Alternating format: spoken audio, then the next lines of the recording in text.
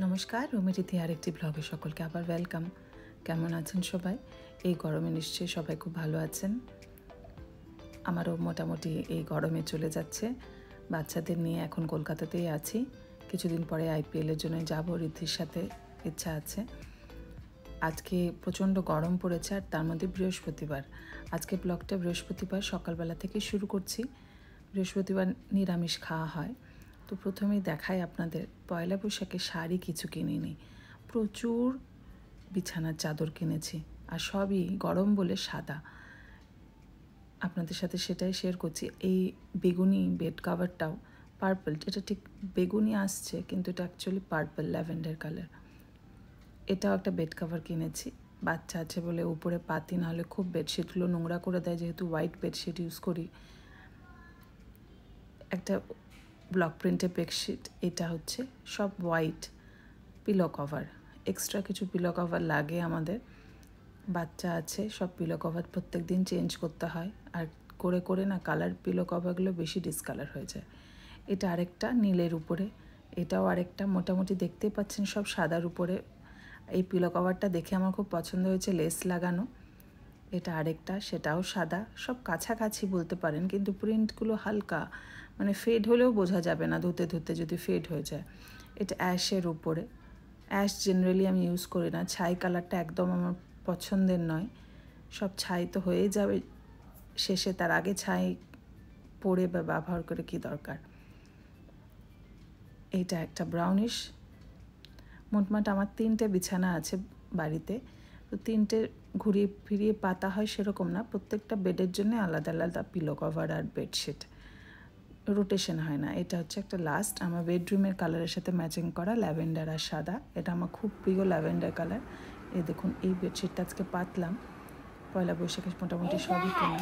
Happy birthday তোমার জন্য। ও তাই, তুমি আমাকে ফ্লাওয়ার দিয়েছো? প্রত্যেকদিন পার্ক থেকে একটুখানি ভিজি ভিজি ফুলগুলো নিয়ে এসে বলবে, মা এটা তোমার জন্যে। যাই হোক, প্রথমে আজকে একটু সকালবেলায় কিচ্ছু খাবো না, এত গরম। একটু গন্ধরাজ লেবু দিয়ে দইয়ের লস্যি খাবো, গন্ধরাজ ঘোল যেটাকে বলে। এটা সিক্স বালিগঞ্জে আমি প্রথম খাই।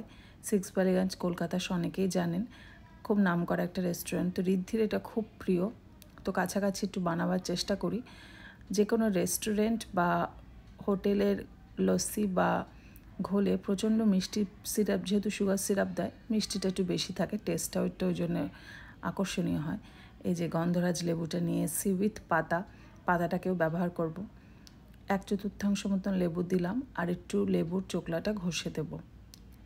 বিট লবণ, নুন, চিনি, একটু ভাজা মশলা দেব লাস্টে। অনেকে এটা দেয় না, ভাজা মশলা না দিলেও চলে, তবে ভাজা মশলা দিলে আমার যেন মনে হয় একটু বেটার হয়। আর গন্ধরাজ লেবু দিয়ে ছাঁচও বানানো যায়, সেখানে চিনি পড়বে না, শুধু নুন আর ভাজা মশলা, একটু ধনেপাতা, একটু আদা দেয় ছাঁচে। তবে এই গন্ধরাজ এটা ঘোলটা হচ্ছে সিক্স বালিগঞ্জ ঘোলের মতো, নুন চিনি একটা সমন্বয় লেবুর সাথে, এটা খুব ভাল লাগে খেতে। আর সকালবেলায় সুগারটা খেয়ে নিলে ঠিক আছে, সারাদিন বার্ন আউট হয়ে যাবে। যা গরম পড়েছে, প্রচণ্ড ঘামও হচ্ছে। আমি একটুখানি গ্রিন ম্যাঙ্গো সিরাপ ডেকোরেশনের জন্য উপর থেকে দিয়ে দিলাম, যাতে ভালো লাগে দেখতে। এই যে হচ্ছে গন্ধরাজ ঘোল রেডি। আমি একটু গন্ধরাজ ঘোল খেয়ে, আজকে আমার মেয়ে খেতে চেয়েছে নিরামিষ বলে একটা কিছু আকর্ষণীয় খাবার, যেটাও খেতে পারে। প্রত্যেক দিন ওই মাছের ঝোল ভাত ওরা ভালো লাগছে না স্কুল থেকে এসে, তো আজকে একটু আমি নিরামিষ পোলাও আর ছানার কোফতা কালিয়া বানাবো, সেটা আপনাদের সাথে শেয়ার করছি। পোলাওটা একদম ইনস্ট্যান্ট পোলাও, একদম 15 মিনিটে রেডি হয়ে যাবে পোলাওটা। গোবিন্দভোগ চাল 3 কাপ, তার সাথে মাখিয়ে নিয়েছি জিরে গুঁড়ো, লঙ্কা গুঁড়ো, হলুদ গুঁড়ো, নুন আর 1/2 কাপ চিনি, 1 চামচ আদা বাটা আর 1 চামচ ঘি দিয়েছি। আমার মায়ের বাড়ির সাইডটাই দেশি, তাই ওরা পোলাও যেরকম রান্না করে সেটা আমি রান্না করছি না, সেটা আমার মেয়ে খেতে পারবে না, আমিও খাই না। সেটা হচ্ছে 3:2 রেশিওতে হয়, ধরুন 3 কাপ চালে 2 কাপ চিনি আর 1 কাপ হয়তো ঘি, মানে এতটাই রিচ হয়। সেই গরমকালে এই পোলাও খাওয়া যায় না, আর মুখ মেরে যায়। অত মিষ্টি পোলাও মানে অনেকেই হয়তো ভালোবাসেন, সেই পোলাও খেলে বছরে একবার খেতে হবে। তবে এই ইনস্ট্যান্ট পোলাও খেলে মাঝে মাঝে একটুখানি ওটস দিয়েও খাওয়া যায়, গোবিন্দভোগ চাল দিয়ে, ব্রাউন রাইস দিয়ে বিভিন্ন বিভিন্ন ঘুরিয়ে খাওয়াই যেতে পারে। ফ্লেভারটাই হচ্ছে আসল কথা। আর গোবিন্দভোগ চালের স্বাদটাও তো একটা বিশাল ফ্যাক্টর। গরম মশলাগুলো ফোড়ন দিয়ে ভালো করে চালটা মাখিয়ে নিয়ে আমি নাড়াচাড়া করে নেব। আমার মারা হয়তো অনেকটা ঘি দিয়ে ভালো করে ভেজে নেয়, আমি ঘি দিয়ে নিই সাদা তেল আর হাফ স্পুন মতো গন্ধ দেওয়ার জন্যে ঘি। এবার ছানার কোফতাটার প্রিপারেশন করছি, ততক্ষণ চালটা কষছে, যেহেতু আদা বাটা দেওয়া আছে, মশলা দেওয়া আছে, একটু কষতে দিয়েছি। 5 মিনিট থেকে 7 মিনিট কষবো। ছানাটা ভালো করে মাখিয়ে নেবো নুন চিনি আর এলাচ গুঁড়ো দিয়ে। আর ছানাটা দলানোটাই আসল কাজ। অনেকটা আমি করেছি, অনেকটা আমার বাড়ির দিদি করে দিয়েছেন। ততক্ষণ আমি এই গরম মশলাগুলো ফেলে দিয়ে চালে আর কাজু কিশমিশগুলো লাস্টে ফেলে দিলাম। গরম মশলা আগে একটু দিয়েছিলাম, লাস্টে একটু এলাচ গুঁড়ো রেখে দিয়েছিলাম, একটু বেকিং পাউডার দিয়ে দিয়েছি। ডোটা মোস্ট রেডি হয়ে গেছে ছানার। একদম মিহি করে করেছি আর একটু বেকিং পাউডার দিয়েছি যাতে ভাজার সময় একটু ফোলে।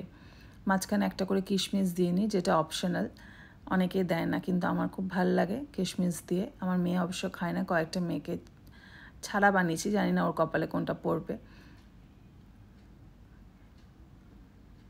এরকম করে গোল গোল করে ভালো করে, তবে ছানাটা একটু ময়দা দিয়ে মেখেছি, নাহলে ছাড় ফেটে যাবে। একটু ময়দা দিয়ে হাত থেকে উপরে, যেমন বড়া করার সময় বেসন বা ব্যাটারটা করা হয়, জাস্ট কোটিং দেওয়ার জন্যে, একটা কোটিং দেওয়ার জন্য করেছি। একদম হাতে যখন বানাচ্ছিলাম বাড়িতে একটা ময়রা ময়রা পরিবেশ মনে হচ্ছে, মানে মিষ্টির দোকান মনে হচ্ছে। একে তো গোবিন্দভোগ চালের একটা পোলাও হচ্ছে, তার গন্ধ। এই যে পোলাওটা রেডি হয়ে গেছে, একদম 15 মিনিটের পোলাও। কোফতাগুলো ভেজে নিচ্ছি, দেখুন ফাটেনি। আর এই মাইক্রোওভেনে শুকনো আলুটাই সিদ্ধ করে নেব। এটা ঝোলে ফেললে ওকে, এইরকমভাবে আলু সিদ্ধ করা, কিন্তু এরকমভাবে শুকনো আলু সিদ্ধ মাখা খাওয়া যায় না। এবার পনিরে একটা মশলা করে নিচ্ছি, একটু ছানা, একটু কাজু কিশমিশ আর 1 চামচ মতন দই, একটু পেস্ট করে নেব। খুব রিচ বানাবো না, বললাম যে গরম, আর একদম নিরামিষ বানাবো। গরম মশলা বলতে এলাচ, দারচিনি তেলে ফোড়ন দিয়ে নেব, তেজপাতা, শুকনো লঙ্কা, টমেটো পেস্ট, জিরে গুঁড়ো আর ধনে গুঁড়ো দেব। খুব অল্প, জিরে গুঁড়োটা একটু 2 চামচ বেশি দিয়েছি। একটু কাশ্মীরি মরিচ দিয়েছি কালারের জন্যে, একটু শুকনো লঙ্কা গুঁড়ো দিয়েছি অল্প মাইল্ড ঝাল করার জন্য। যেহেতু মিষ্টি মিষ্টি পোলাও দিয়ে খাবে, তাই খুব অল্প ঝাল, বেশি ঝাল করি না, কারণ আমার ছেলে একদম ঝাল খায় না, ট্যালকা রান্না খায় ও খুব। আমার মেয়ে আবার একদম রিচ রান্না খায়। এই যে কোফতাগুলো গ্যাসটা বন্ধ করে ছেড়েছি, একদম ওটা ভাইটাল, গ্যাসটা বন্ধ করে কোফতাগুলো ছেড়েছি। আপনাদের সাথে দেখায় একটা জামদানির চুড়িদার অর্ডার করেছিলাম। শাড়ি অর্ডার করবার আগে কম দামে একটা চুড়িদার অর্ডার করে দেখলাম যে কেমন, দেখলাম খুবই ভালো। তার ফিডব্যাক সব দেখেই অর্ডার করেছিলাম। চেনাশোনা ছিল, তা সেইভাবে এনে দিয়েছে, কারণ বাংলাদেশ থেকে তো এখন আর কুরিয়ার সেভাবে হয় না। বাংলাদেশ থেকে ইন্ডিয়া কুরিয়ার নাকি বন্ধ। এই যে চুড়িদারটা, সামনেটা পুরো গলা কাপড়, পুরো সুতির, এটা কটনের, হাতের এগুলোতে বোধহয় কাজ আছে, এই যেরকম কাজ। উপরটা দুটো টোনে একটা কপারের কাজ আছে, সিলভার, গোল্ডেন, 3টে টোনের কাজ আছে। এটাই বলতে গেলে পিওর ওদের যে 80 কাউন্সের জামদানি। দেখালাম যে এটা দুপাট্টাটা কীরকম লাগে, ডিপ কালার ইচ্ছা করে নিলাম, জানি না লাইট কালার যদি পরতে না পারতাম, তাই জন্যে। আনুমানিক 5,500 মতন দাম নিয়েছে এটা। এই যে মেয়ে এসে গেছে স্কুল থেকে, সব রেডি।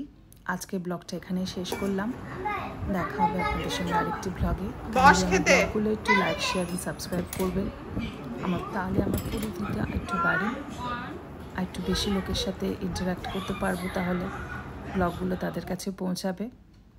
আজকের মতন এখানেই শেষ করলাম। হ্যাভ আ গুড ডে, খুব ভালো থাকবেন, এই গরমে হাইড্রেট থাকবেন। আমার অনেক ভালো লেগেছে, বেস্ট লাঞ্চ এভার।